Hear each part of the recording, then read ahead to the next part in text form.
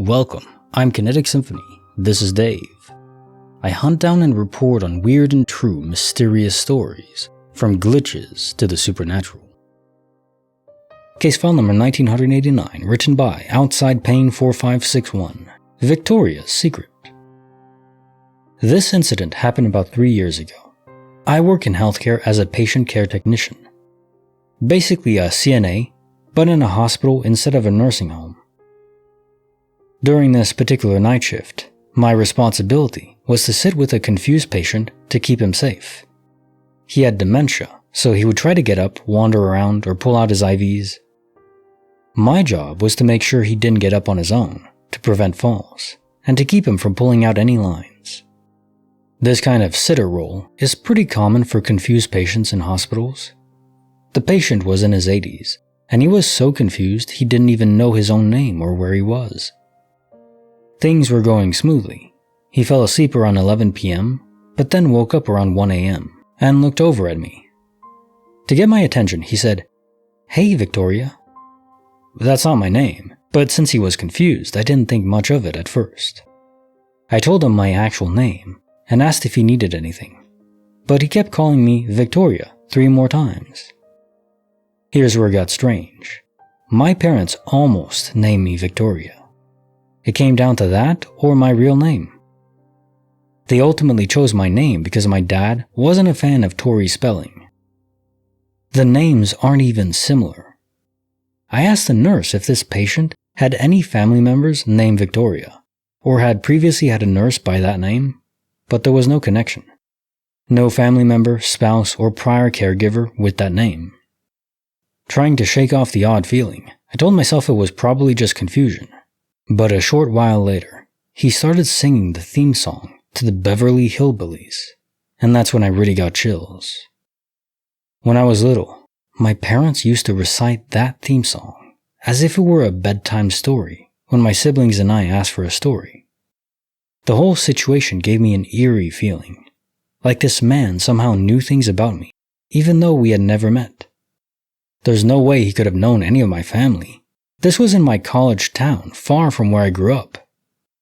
I might be overthinking it, but years later I still think about this night and the unsettling feeling I had. Case file 1989, Victoria's Secret. I wonder, as you're approaching your final moments, or maybe dementia itself, maybe it's a kind of discombobulation of, or a jumble of different alternate realities happening concurrently, and you need a fully formed and operating mind to keep it coherent. If you're suffering from this disease, then your mind's not capable of sorting them correctly and understanding the reality you currently occupy. So he was being confused because what he was seeing was a girl that was called Victoria. The you in a different copy of you. That is an interesting way to look at it. I don't know if it has any validity though, but just spitballing, I think it makes some sense. The alternative is it was just a coincidence. Maybe his wife or someone he knew that was important was called Victoria and he was seeing her in you. Case file number 1990. Hey, my birth year. Written by JustCallItAMystery. Dragons and Dreamy Fish. Until today, I always thought this experience was an instance of confabulation between a vivid dream and reality. However, my cousin said something which made me doubt this. This happened around 11 years ago. I was about 15 and experiencing vivid dreams almost every night. These were various and sometimes turned to nightmares, but one particular dream stood out.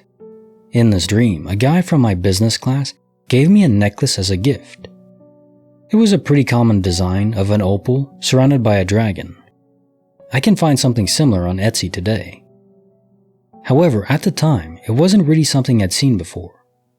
For the purposes of additional context, I should state that I did not have a crush on this guy. We got along and were friends, but there was no particular reason I would be dreaming about him giving me a gift. Regardless, in the dream, we had some kind of argument in my garden, and I took the necklace off and I threw it down to the garden where it landed on the stones, somewhere near the decking. However, that morning when I woke up, I let the dogs out as I usually did, and since it was a nice day, I went outside with them. I stood near the decking, and I saw the light hit something on the stones. Naturally, I picked it up, and it was the exact same necklace from the dream the previous night. I remember taking it back into the house and showing my mom, asking her if she had dropped it. She told me she had never seen it before. I started wearing it, and I kept it on for a couple days until it came time to wash my hair. I'd worn the necklace in the shower before, but I was concerned that the shampoo would damage the necklace, so I took it off and placed it down on my cabinet. It was not until the next morning I went to look for it and realized that I could not find it anywhere. I checked behind the drawers and under it. I searched my whole room but never found it. When I asked my mom about it, she had no idea what I was talking about. Couldn't recall me showing her a necklace I found in the garden. After a while, I stopped thinking about it, but a few months later, I ended up in a relationship with a new guy. Not the one who had given me the necklace in a dream, however, he was friends with him. My boyfriend showed me a text from our classmate admitting that he had a crush on me, which reminded me about the missing necklace. The necklace never showed up, and the whole thing became just kind of a strange memory.